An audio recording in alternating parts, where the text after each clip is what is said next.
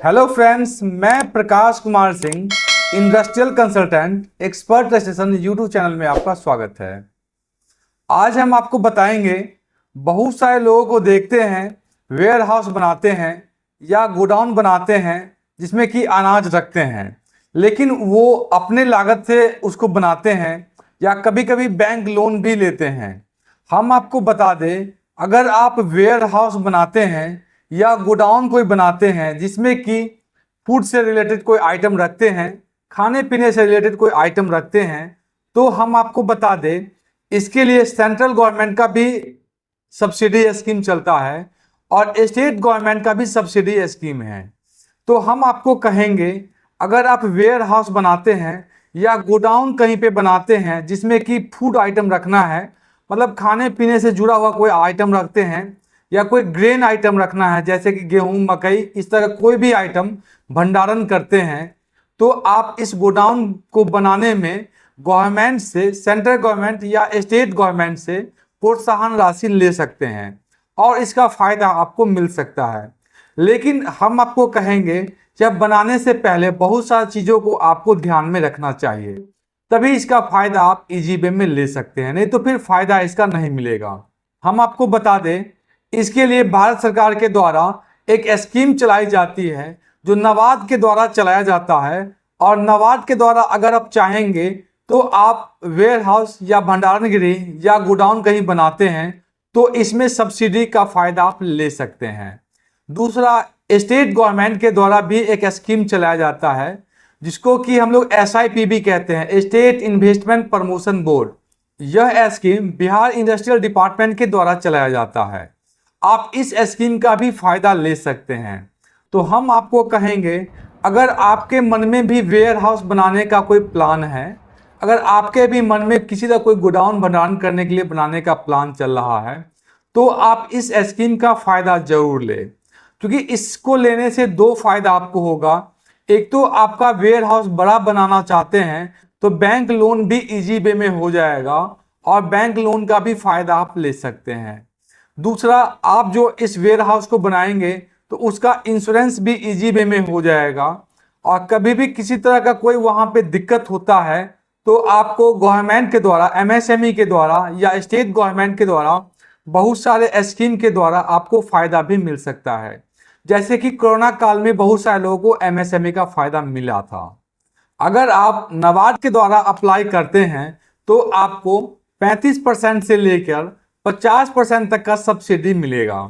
हम आपको कहेंगे, जो अगर आप वेयर हाउस बनाने का प्लान करना चाहते हैं तो सबसे पहले आप नाबार्ड में या SIPB में अप्लाई करिए। जब आपको क्लियरेंस मिल जाएगा नाबार्ड से या स्टेट इन्वेस्टमेंट प्रमोशन बोर्ड से, तो ही इसको बनाइए। बहुत सारे लोग गलती क्या करते हैं, अपने फर्म के नाम से काम स्टार्ट करते हैं या अपने कंपनी के नाम से वेयर हाउस बनाते हैं। हम आपको बता दें, वेयर हाउस बनाने से पहले किस किस चीज़ को ध्यान में रखना चाहिए। सबसे पहले आप जान लीजिए, अगर आप कोई कंपनी बना के अपना वेयर हाउस लगाना चाहते हैं या कोई पार्टनरशिप डीड बना रखे हैं, तो आप सबसे पहला ध्यान रखिए, जो ज़मीन आपके नाम पर अगर है तो उस ज़मीन को अपने फर्म के नाम से या अपने कंपनी के नाम से लीज कर दीजिए। बहुत सारे लोगों के मन में यह क्वेश्चन रहता है, यह ज़मीन हमारे नाम से परचेज ज़मीन है और हम ही अपने बिजनेस को लगा रहे हैं तो हमें कोई दिक्कत नहीं आएगा।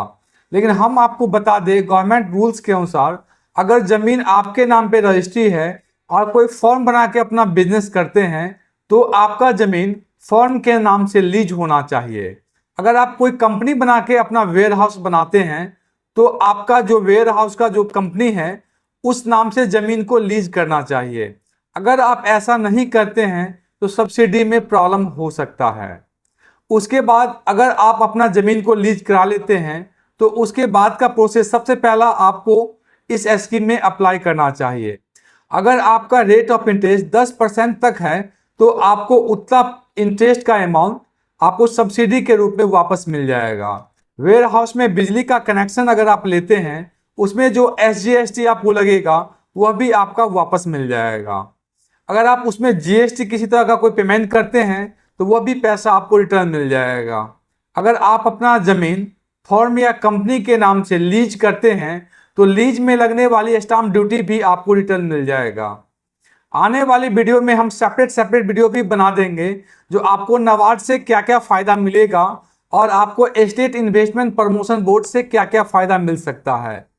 हम आपको इतना बता दें, जो आप हमेशा माइंड में यह सोच के रखिए, अगर आपको वेयर हाउस बनाना है जहाँ पे कि आप अनाज रख सकते हैं, तो इसके लिए आपको सब्सिडी स्कीम में जरूर अप्लाई करना चाहिए।